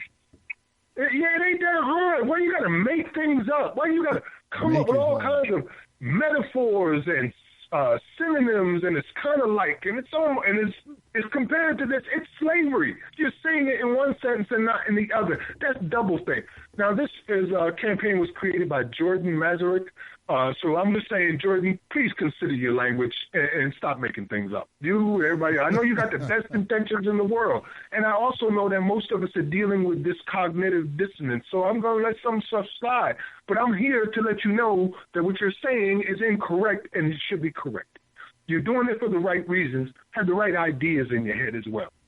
But hat tip, keep up the good work, colorchange.org. I'll be proud when you guys finally say you're an abolitionist organization instead of promoting these reformist ideas. So there you have it. Anything to say on those, Scotty? No, I think you about covered it. All right. Well, we're going to go into our first of the final two segments, which is our rider of the 21st Century Underground Railroad. And this is a heartbreaking story when you consider the number of years that this man has lost. It comes from MSNBC, and it is man convicted of Brooklyn murder exonerated after 52 years by Dan Siepian and Corky Siamasco. Come November, 81-year-old Paul Gatling will get to do something that many Americans take for granted. He'll get to vote for a presidential candidate. Brooklyn District Attorney Ken Thompson vacated Gatling's 1964 murder conviction on Monday and restored his rights, including his right to vote. I want my name cleared, Gatling told NBC News before Thompson made it official. Most of all, I just want to vote before I die. The delighted Gatling said his only regret is that President Obama won't be on the ballot. That's a big deal for me, Gatling said. I couldn't vote for the first black president. But Gatling declined to say who he would vote for in November. Thompson said full justice for Gatling was a long time coming. Well, I don't know about that full justice thing. I'm just saying, but okay. Paul Gatling repeatedly proclaimed his innocence even as he faced the death penalty back in the 60s. The DA said in a statement, he was pressured to plead guilty and sadly did not receive a fair trial. Today, 52 years later, he will be given back his good name and receive justice here in Brooklyn, where he was once called home. Gatling's ordeal began on October 15, 1963, when a gunman burst into the home of a well-known Brooklyn artist named Lawrence Rothbard and killed him with a shotgun blast. Fingered as a possible suspect by a felon, the then 29-year-old decorated Korean War veteran found himself being grilled by detectives, even though the only eyewitnesses, Rothbard's pregnant wife, Marlene, could not at first pick him out of a lineup. When Marlene Rothbard changed her mind, Gatling said he knew he was doomed. The cops told me they would make sure I was convicted, and the lawyers said they were going to execute me. he said. I was a young black man with the white pregnant wife in front of an all-white jury pointing me out. It was over. Wow.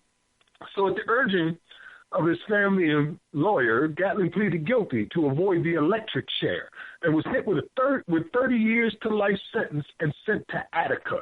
But Gatlin continued to insist on his innocence and got the help of a young legal aid lawyer named Malvina Nathanson. Blessings to you. It soon became clear there was something wrong with this case, Nathanson said. It wasn't long before I came to believe that Paul was 100% innocent. Nathanson sent an appeal on Gatlin's behalf to then Governor Nelson Rockefeller, who in one of his last acts commuted the convicted man's sentence in 1974 and released him from prison. But Gatlin's conviction was never vacated, and Gatlin quickly discovered there was no escape from the stigma. It's not easy in life with this hanging over your head, he said. Haunted by the horrors he witnessed in prison, Gatlin turned for a time to the bottle to ease his pain. His marriage was strained. He moved to Virginia to start over. Then a couple of years ago, Gatlin read a newspaper article about how Thompson had set up a conviction review unit, CRU, to revisit wrongful convictions. So he picked up the phone and called Nathanson. I was shocked, she told NBC News. I hadn't heard from Paul in more than 30 years. But what's amazing is that his case was so important to me that I always kept a file with all the paperwork, so I sent it to him. Gatling, in turn, made sure that the file got into the hands of Eric Sonnenschein, one of the 10 assistant district attorneys assigned to the CRU. I started to look into it, Sonnenschein said. Definitely more challenging to investigate because it's so old, but there's no statute of limitations on correcting a miscarriage of justice. Gatling, the 20th person to be exonerated after a CRU review, agreed, people need to know what they did to me, he said. We here at New Abolitionist Radio salute you. Welcome to freedom. I'm glad you got your name cleared, brother.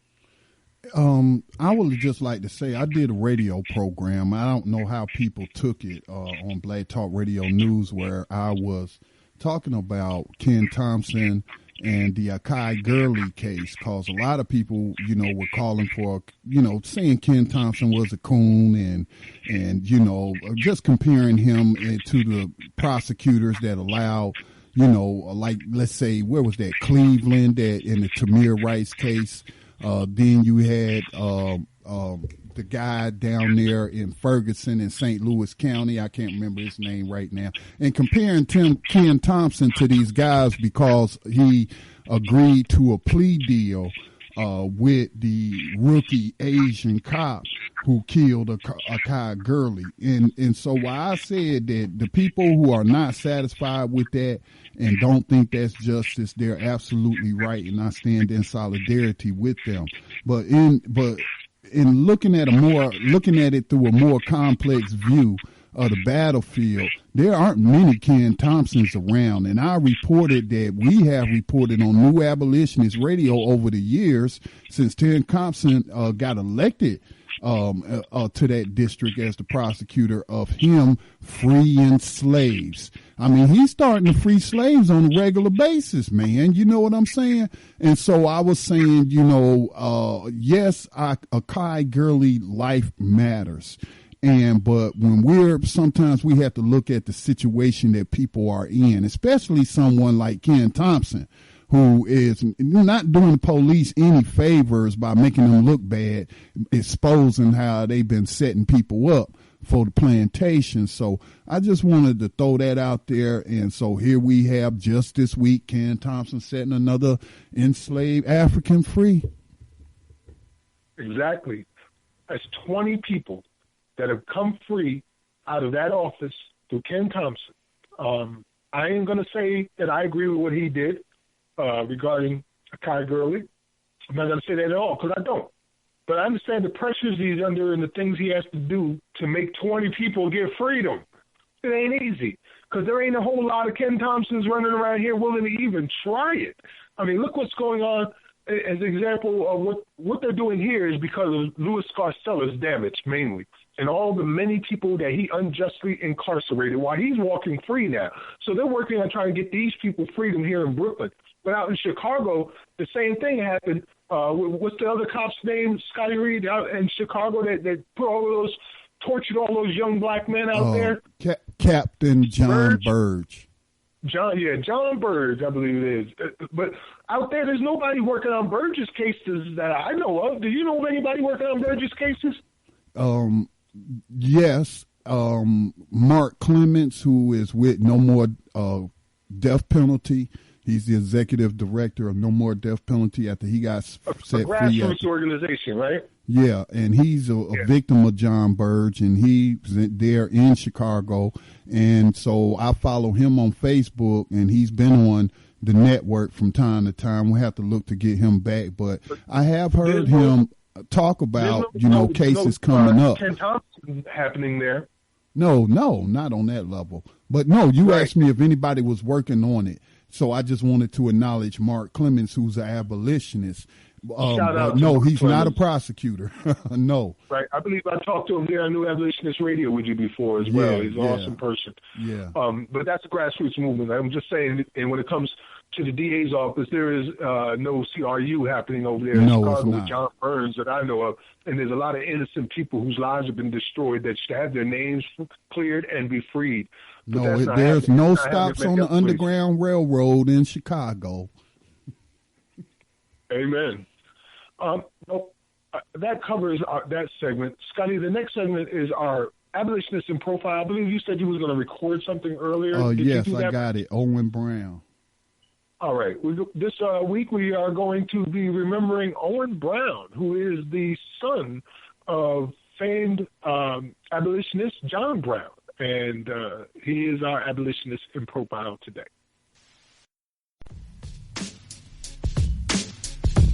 Owen Brown was born to John Brown and his wife on November the 4th in 1824. He was the third son of abolitionist John Brown.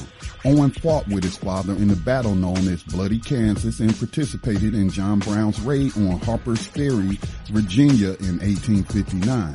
Owen was among those who were able to evade capture. He would later return to the battlefield, serving as an officer in the Union Army in the American Civil War. Owen Brown was the last surviving member of the raiding party when he died of pneumonia on January 8, 1889 in Pasadena, California at the age of 64. Reportedly, 2,000 mourners, equaling the entire population of Pasadena, marched in a funeral procession up to Little Round Top Hill. 10 years later, a marker was placed at the gravesite. It read, Owen Brown, son of John Brown, the Liberator, died January 9th, 1889. 2 iron ornaments, a heavy hook on the left and a 6-inch diameter ring on the right, were attached to eyelets in the marker and could be moved, symbolizing freedom from the shackles of slavery and rapture from mortal bounds. The marker mysteriously disappeared from the gravesite in 2002, along with the concrete base and surrounding rail fencing, after the property on which it was located was sold. No legal action was taken. Photos of the monument are available on the internet. In 2012, the missing gravestone was found a few hundred feet from the gravesite. While his father, the revolutionary abolitionist John Brown, is often remembered in the annals of history for his bold stand to abolish slavery, but his sons should be remembered as they were brave fighters who were not afraid to die for their beliefs in the sanctity of human life and the right to be free of the shackles of slavery. New Abolitionist Radio salutes Owen Brown. And there you have it. Abolitionist in profile, Owen Brown, son of famed abolitionist John Brown. I often think about those characters during that time, because we study them all the time. And many of them, like John Brown and Harriet Tubman and Frederick Douglass and his sons, they all were coexisting simultaneously in the same place at the same time, in the same fights, often getting together and speaking and helping each other in different ways. And it shows the extremes that we went to in every direction and how we incorporated whatever talent we had into gaining freedom for our brothers and sisters. So from John Brown's violent fight to the abolitionist Frederick Douglass's political efforts. I mean, Frederick Douglass was a militant. I mean, you got to be militant to be calling for the United States military to put guns in the hands of black troops, you know, to admit black troops. So Frederick Douglass was a militant. But John Brown and his sons, for more background information, go look up Bloody Kansas, you know. Excuse me. Yeah, Bloody Kansas. These guys were fighting battles. I'm talking about battles. People were dying. People were being killed and whatnot in these territories where John Brown and abolitionists did not want slavery to expand, like in Kansas and Missouri and places like that. And this is the war before the war. You know what I'm saying? Again, it's centuries long war, just a continuation of it up through the annals of history till today, where we're still fighting this. But I mean, this was literally, battles that, you mentioned Harper's Ferry, and then Owen Brown escaping, being one of the few to escape. I forget the black abolitionist that was with John Brown who escaped. I think we talked about him in recent weeks. But, they escaped, and so Owen Brown then joined the military, the Union Army, and became part of a fighting force that whooped the Confederacy's ass up and down, the South. So shout out to Owen Brown, the Brown family. Right. He had what was it, 6 sons? 6 sons, yeah. 6 sons, and all of them were involved in the fight somehow or another. Kind of reminds me of my family. One way or another, we're all involved. Man, whether you're behind it or in front of the line, it doesn't matter. Now, it has been an interesting program tonight. Those 3 videos that we played were very profound, particularly playing them together so people could see how the narrative unfolds and it all connects one after the other, with the police quotas being put into place, forcing us to spend more money on police presences, which keeps increasing in order to generate these incomes for the cities that run on these incomes, and then seeing how it unfolds in Chicago, where, a woman minding her own business is suddenly, her lottery ticket came up and it's time for her to almost die or die by the police. And I was a little bit bothered by the fact that she represents a pastor, in particular, of a church, and I was thinking to myself, I wonder how many sermons she's given on slavery and freedom before now. You know what I mean? Because we've been trying to get the black church to join with the abolitionist movement as their, because, they are ancestral allies. They've always been there to help end slavery, but nowadays we don't see that. We really don't see that. We've been trying unsuccessfully for years, unsuccessfully. I think we've gotten 4 or 5 different churches involved, and there's thousands of them across the United States. Unfortunately, their priorities are a little bit different at this time. Well, we're almost at the end of the program, Scotty. Might as well go into our final comment segment. I got a little something I want to read that might take about a minute or two. Is there anything that you would like to say before closing out the evening this night? No, just want to thank the listeners for joining us tonight here on New Abolitionist Radio. Make sure that, you do your part in the abolitionist movement. I mean, your part might be just simply as to tell people about the 13th Amendment in small talk conversation, converting abolitionists one at a time. I mean, that's an act of abolitionism. You don't have to be a John Brown and go try to, break into an armory so you can set the slaves free and arm them and all that. Everybody has a role to play. Everybody has different talents, different skills, but we need more people to be involved actively in abolitionism. Slavery's not going to end itself. It didn't even end after the greatest war ever fought on this continent. So, I don't know what it's going to take besides a mass awakening. But until then, I'm just going to do my small part in trying to wake the masses up and do things behind the scenes and coordinate and make phone calls and whatnot and helping individual, enslaved persons or groups supporting their, hunger strikes work stoppages and just, staying in my lane and using, my unique skill set to play a role in the abolitionist movement. So be an abolitionist. And Johanna not here tonight, but if he were here, he would say peace to the abolitionists and death to the oppressor. Amen. Spirit of Johanna here, indeed. For us, when we talk about being an abolitionist, we mean we want this to end. We want 13th Amendment to have the exception clause taken out.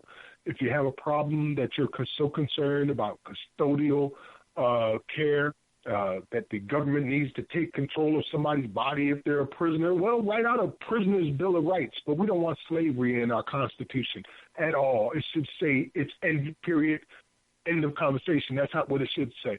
And as abolitionists, we look at this as a crime against humanity that is going on right now. It's not a mistake somebody made which can be reformed. It's something that needs to be stopped yesterday. And that's what the abolitionist movement is all about. I wonder, why doesn't mass incarceration get treated as a clear and present danger, an immediate threat to national security and American lives? How is it that 24 million bodies being shuffled through a single government-sanctioned system of oppression and exploitation is seen as a problem we have all the time in the world to solve? They even have 10-year plans now recommending that we reduce the prison population by 60,000 over 10 years.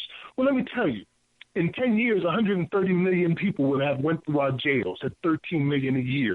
In 10 years, almost 7 million bodies will have went to prison. In 10 years, if trends continue, 12,000 plus people will have been killed by police. In 10 years, 10 million children will have been arrested and put on a course to ruin. In 10 years, nearly 30,000 men, women, and children will have died in prisons or of abuse, neglect, or brutality at the hands of prison personnel. In 10 years, 2 million men will have been raped in prison. How is any of this something we can work on slowly? And what the hell difference is 60,000 releases going to make? 34,000 people went to jail today. In 2 days, your 60,000 will be replaced. This is why we know that abolition is a reason for a revolution, y'all, so we can finally know some peace. Peace. Rise up, rise up, rise up, rise up, rise up, rise up, rise up, rise up, rise up, rise up, rise up. Showtime. Just lift your eyes up. Let your wise rise up, see the signs of the times. If it's time, rise up, rise up. When death and hell dwell among all God's people, when those we chose and trusted have become completely corrupted and inherently evil, when the feast that feeds you starves our father's children, when snuff, porn, and pedo forms begin to get top billing, rise up. When famine claims millions, when justice gives blind eyes to billions, when the Lord's anger is no longer feared, if his protection is gone and your enemies are near, if you've seen the seas spill over and the mountains shake, break, and fall, if the moon ever turns blood red and you can't see the sun at all, rise up. No matter if the prize is high in the skies or